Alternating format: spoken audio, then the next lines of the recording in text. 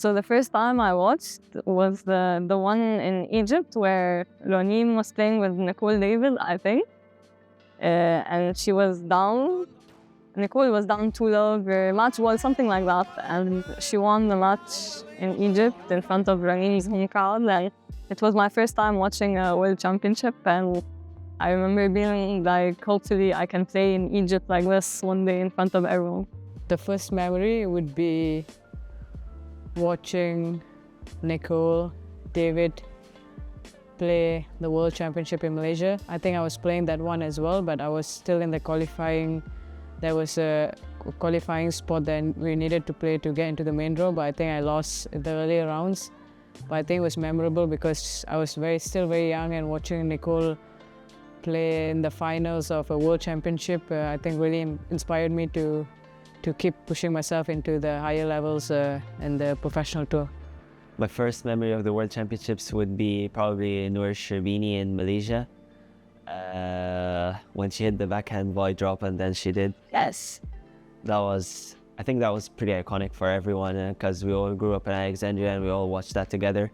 Probably in 1999, believe it or not, I wasn't even a squash player at the time, and my dad has always been a big fan of squash, and it was held in front of the pyramids where Ahmed Barada was a global and obviously a local icon in Egypt, and he made it to the final against Peter Nicol. And I remember back in the time there wasn't satellite channels, there were only, I don't know, 10-15 channels on our TV, and Barada would be on the main channel whenever he's playing, and obviously the final was on the main channel. I don't remember if I watched that from the stands or on TV, but I definitely did both during the week. And that's probably why I aspired to become a squash player and be like him and play on such a big stage. So definitely a very happy memory there.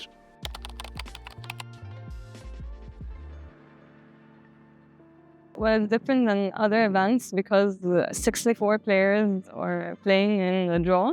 And then there's a qualifier from each continent except Antarctica. And then there's also the winner of the U23 World Championships, and then there's some playoffs in the host country, I think, and the winner gets a wild card in. And so there's many players from different areas across the world, and everyone plays. There's no bye first round, and then we start playing. Everyone plays from the first match, and so you can have a tough first match, and it's just a really long event, longer than other tournaments throughout the season, because we play over, like, I think the span of 10 days, 10 or 11 days, because you play a match and then a break and then a match and then a break. So it's longer and it's more draining than other events. It's a bigger prize money compared to other tournaments, which makes it, of course, even more special. And yeah, I think it's the biggest one for all of us, especially calling it the World Championship. It's the biggest. Of course, now squash is added to Olympics, but before that, that was the biggest one for us always. Also the longest tournament, like in the amount of matches you play, the amount of days that you have to be focused and try to be at your best. So what makes it different, what makes the World Champs different from any other tournament is that if you win one of these and you lose everything else, you've done it all. I mean, being world champion is something very valuable, and I think you can take this over winning anything else.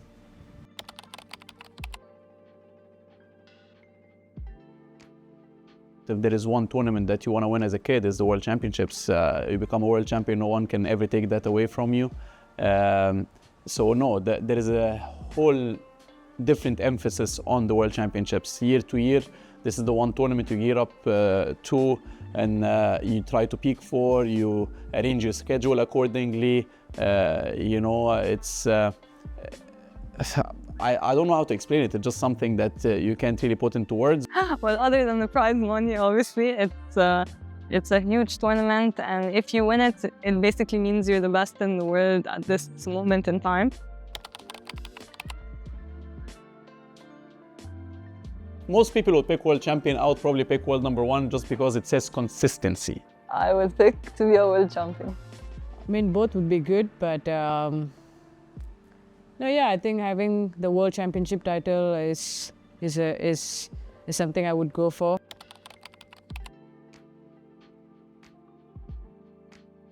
Because everyone is gearing towards it, you know, there are some other tournaments where people might be burnt out or might just be taking it easily so that they can arrange their schedule accordingly. But no one is taking the World Championships ever lightly. It's the one tournament everyone wants to be at their peak. It's, I think, the most important tournament of the year. The best player on that week is gonna win it, and so yeah, and everyone wants to win it. So it's just it's very competitive. I mean, first of all, because you have everyone playing in, no one pulls out from the tournament. You have everyone, I mean, hopefully they're all safe, they're all healthy, so they're all playing. You're playing everyone from 1 to 60. You can get anyone, any round. I mean, it means you're the best player in the world. First to start off, like if you win a World Champs, I mean, you stated that you're the best player in the world right now. Winning the World Champs is, of course, like the greatest achievement you can have in your squash career. Well, it means you're one of the best in the sport.